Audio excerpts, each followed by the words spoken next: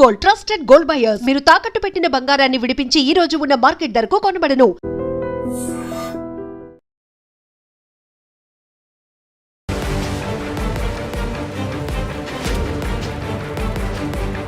నమస్కారం, welcome to iDream media. నేను మీ సంగీత.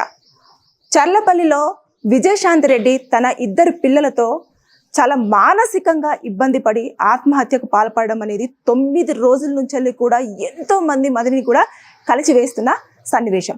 అయితే ఓవరాల్గా 9 రోజుల పాటు కూడా ఆవిడకు సంబంధించిన అన్ని డీటెయిల్స్, అటు కాల్స్ కానివ్వండి, చాట్ కానివ్వండి, తర్వాత ఉద్యోగం విషయంలో కానివ్వండి, భర్త విషయంలో కానివ్వండి, అత్తమామల విషయంలో కానివ్వండి, అన్ని కోణాల నుంచి కూడా ఆలోచన చేసేసి మొత్తం ఎంక్వైరీ చేసిన పోలీసులకు ఫైనల్గా తేలింది ఏంటంటే ఆవిడ డిప్రెషన్లో ఉండి ఒంటరితనంగా ఫీల్ అయిపోయి ఈ యొక్క డెసిషన్ తీసుకున్నట్టుగా పోలీసులు నిర్ధారించడం జరిగింది. అంటే ఓవరాల్గా చూసుకుంటే ఆవిడ అన్ని రకాలుగా కూడా సెటిల్ అయిపోయి ఉంది. అంటే ఇటు ఇద్దరు పిల్లలు చక్కగా, ఇద్దరు కూడా మంచిగా పాప బాబు, అదేవిధంగా first year second year, intermediate first year second year చేస్తున్నారు. హస్బెండ్ కూడా వేరే కంట్రీలో ఉద్యోగం అనేది చేస్తూ ఉన్నాడు. ఆవిడ కూడా సాఫ్ట్వేర్ ఇంజనీర్గా విధులు నిర్వర్తిస్తూ ఉంది.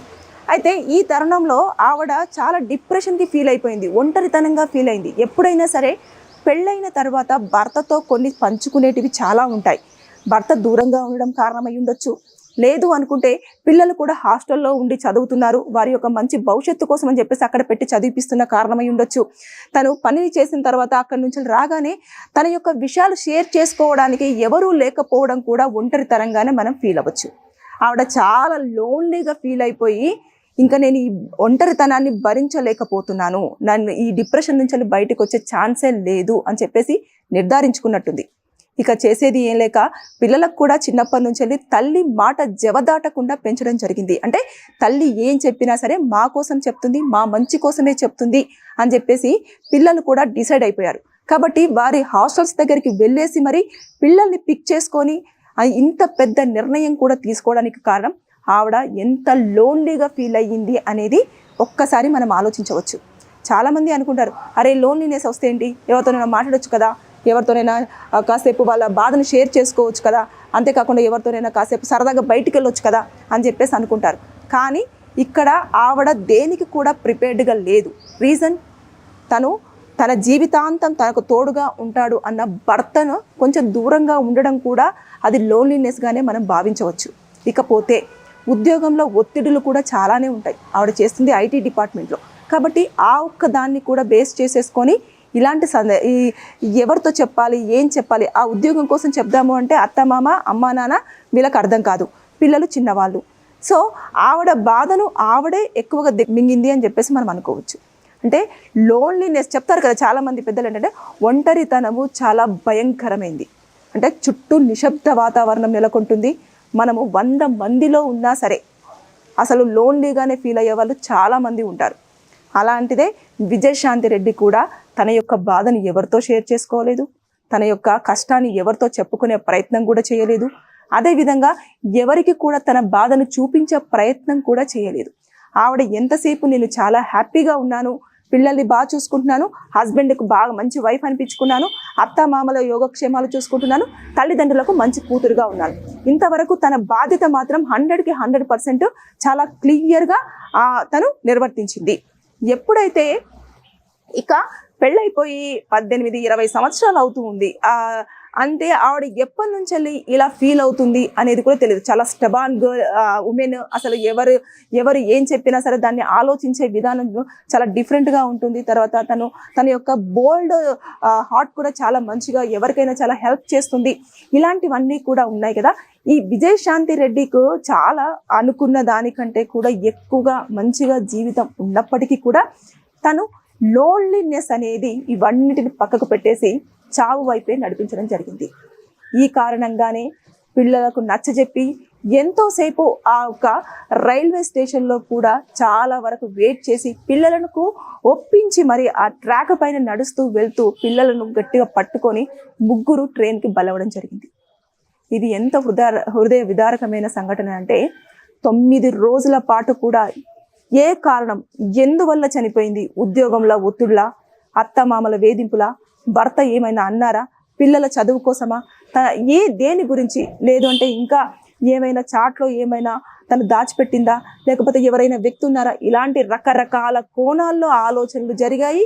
ఈ 9 రోజుల పాటు కూడా అన్ని యాంగిల్స్లలో కూడా పోలీసులు దర్యాప్తు చేసిన తర్వాత ఫైనల్గా లోన్లీనెస్ అంటే ఒంటరితనం, నిజంగానే ఒంటరితనం ఎంత భయంకరమైంది అంటే ఒక మనిషిని చావు వైపు కూడా నడిపించే అంత శక్తి దానికి ఉంది అనేది, తనతో పాటు ఆ 2 పిల్లల్ని కూడా తీసుకెళ్లి మరణించడం అనేది అసలు ఎవరు కూడా తట్టుకోలేని విషయం. ఇంత దారుణమైన సంఘటన జరిగి 9 రోజుల తర్వాత చివరికి డిప్రెషన్, ఒంటరితనం అన్న ఒక స్టేట్మెంట్ రావడం అనేది ఎంతో మందిని కలిచివేస్తుంది. ఇకపోతే ఇంకా ఇన్నర్గా ఇంకా ఏమైనా ఉన్నాయా, ఇంకా ఏమైనా మనకు తెలియని కోణాలు ఏమైనా దాగి ఉన్నాయా అని చెప్పేసి పోలీసులు ఇప్పటికీ ఇంకా కొన్ని ప్లేసెస్లో దర్యాప్తు అనేది కొనసాగిస్తూ ఉన్నారు. కానీ ఏదేమైనా సరే కానీ ఒంటరితనం అసలు విజయశాంతి రెడ్డి కుటుంబాన్ని శోక సముద్రంలో మిగిల్చిందని చెప్పేసి మనం భావించవచ్చు. ఏదేమైనా సరే కానీ ఏదైనా బాధ ఉంటే చెప్పే ప్రయత్నం చేయండి, ఎవరితోనైనా షేర్ చేసుకునే ప్రయత్నం చేయండి. ఆ బాధ నుంచి అధిగమించడానికి చాలా రకరకాల ప్లేసెస్ని విజిట్ చేయండి, లేదు అంటే ఫ్రెండ్స్తో గడిపే ప్రయత్నం చేయండి, లేదు అనుకుంటే పేరెంట్స్కో, అత్తామామకో, లేదు అంటే మీకు ఎవరైనా సన్నిహితంగా ఉంటారో వారికి షేర్ చేసుకునే ప్రయత్నం చేస్తే ఇలాంటివి జరిగి ఉండకపోవచ్చు, జరగదు కూడా. ఎవరి జీవితంలో కూడా బాధలు అనేవి అందరికీ ఉంటాయి. ఒంటరితనం ప్రతి ఒక్కరూ భరిస్తూనే ఉంటారు. చెప్తున్నా కదా, 100 మందిలో ఉండి నవ్వుతున్న వాళ్ళు ఒంటరిగా లేరు అని మాత్రం ఎట్టి పరిస్థితుల్లో మనం అనుకోకూడదు. వారు కూడా ఒంటరితనంలో ఉంటారు. కాకపోతే వారిని వారు బయటికి తీసుకొచ్చుకోవడం కోసం నవ్వును బయటికి ప్రదర్శిస్తూ వారి ఒంటరితనం నుంచి బయటికి రావాలన్న ప్రయత్నం చేస్తూ ఉంటారు. ఇక్కడ చూసుకుంటే విజయశాంతి రెడ్డి తన కూతుర్ని, కొడుకుని ఇద్దరికి కూడా నచ్చజెప్పేసి వారికి వద్దు అని కంటతడి పెట్టుతున్నా సరే వారిని నచ్చజెప్పి మరి చావు మార్గంలో నడిపించేసి ముగ్గురు నేను లేకపోతే పిల్లలు ఏమైపోతారో, వాళ్ళు కూడా ఒంటరిగా మిగిలిపోతారు, ఒంటరి జీవితం నేనే గడపలేకపోతున్నాను, నా పిల్లలు అసలు గడిపే ఛాన్సెసే ఉండవు అని చెప్పేసి అనుకుందో ఏమో, వెంటనే వాళ్ళను కూడా తన మార్గంలో తీసుకెళ్లడం జరిగింది. అందరికీ కూడా ఒక బాధను, గుండెలో అసలు తట్టుకోలేనంత బాధను, అదేవిధంగా మోయలేనంత బాధను ఇచ్చేసి 2 కుటుంబాలను కూడా శోక సముద్రంలో మిగిలిచ్చేసి ఒక ప్రశ్నగానే మిగిలిపోయింది విజయారెడ్డి ఒక జీవితం. ఏదేమైనా సరే కానీ ఒంటరితనం కారణంగా విజయారెడ్డి తన 2 పిల్లలతో మరణించడం అనేది చాలా హృదయ విదారకమైన సంఘటన. ఎవరైనా సరే ఒంటరితనాన్ని అధిగమించాలి అంటే ప్లీజ్ వేరే వైపున మీరు ఎలా బయటికి రావాలని ఆలోచించాలి తప్పించి విజయారెడ్డి లాగా మాత్రం ఆలోచన చేయొద్దని నేను వీడియోలో మీకు కోరుకోవడం జరుగుతుంది. Thank you. And for more videos, Please subscribe to iDream. Please subscribe to iDream. Please subscribe iDream. And please subscribe to iDream. For more videos, subscribe to iDream. please like, share and subscribe to the channel. Congratulations, iDream. Subscribe to iDream. Subscribe to iDream. So subscribe to iDream Media. iDream ki iDream team andarki huge congratulations. Please subscribe iDream Media. Please subscribe to iDream. Subscribe iDream. Please subscribe to iDream. iDream అంటే నా కళల ఛానల్ను subscribe చేసుకున్నారు, నోరు తిరుగుతలేదు, మీరైతే గంట గుర్తు కొట్టండి. For more such videos, please subscribe to iDream.